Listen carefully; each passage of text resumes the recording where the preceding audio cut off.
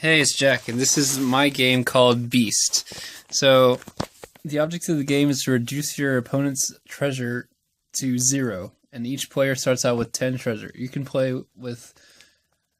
to play with at least 2 people, and you can play up to 4 people. If you get past 4, you'll just run out of resource cards all the time, and it won't be any fun. So, this is how we're keeping track of treasure. I have 10, my opponent has 10 because we just started the game. And then at the beginning of the game, each player takes 2 of each resource card type. There's a common plant, a common meat, and a common fruit. So each player takes 2. I've got them down here already. And they put them in front of them. And then each player draws 5 cards. So I'll draw my 5 cards now.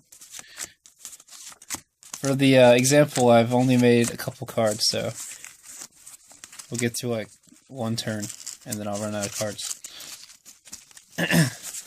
So,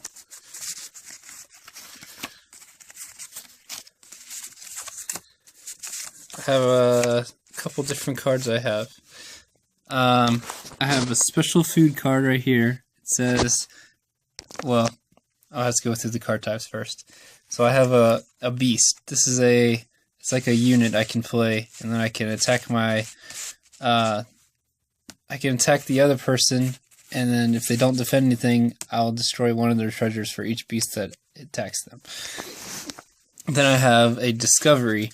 A discovery is like a landmark that you can play, and it will produce food resources or give your beast some buffs so that you can get attack easier or just get the upper hand on your opponent. So this one produces 1 meat, and this one eats 2 meat every turn. So unless I get some more meat cards, eventually he'll die from not being able to be fed.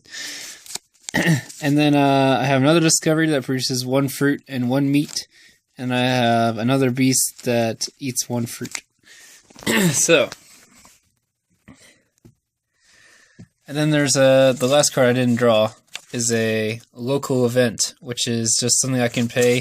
This little diamond means I had to pay 1 treasure from my total treasure to use it, and it lets me draw a card from the main deck. So, at the very beginning of every turn, you reveal the top card of this deck right here, which would usually have 15 cards, but I've only made 1 for this example. And this is the global event deck. So all the global events go in this deck and get shuffled, and then you use this deck. So, I will reveal it now. It says, each player destroys a discovery they control. Because at the very beginning of the game, I don't have any discoveries actually controlled. They're just in my hand right now. So, it does nothing. Then I would draw a card, and I would put that in my hand, and then I would start to play my cards. So, I can't play a discovery usually unless I have territory. Like this one has a territory cost of 1, you can see right there. However, this one has a territory cost of 0, so I can play it from the very beginning of the game. So I'll do that now. I'll put these other cards back so you can see which ones I actually have in play right now. Okay, so there's my 1 discovery. So now at the beginning of all my turns, I'll get 1 meat, starting with my next turn. And then I could technically play all of my beasts at the same time, but they can't attack on the same turn that they're played, unless it specifically says so. And so they would just die from starvation immediately. So instead,